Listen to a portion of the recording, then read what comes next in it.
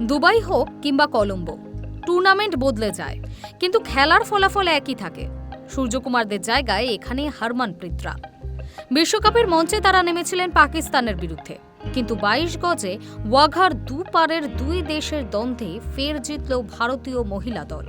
তারপরে স্বরাষ্ট্রমন্ত্রী অমিত শাহ এক স্যান্ডেলে লিখেছেন পারফেক্ট স্ট্রাইক, যা দেখে অনেকেই সার্জিক্যাল স্ট্রাইকের গন্ধ পাচ্ছেন। 248 রানের লক্ষ্য তাড়া করতে নেমে পাকিস্তানের ইনিংস ভেঙে পড়ে 159-এ।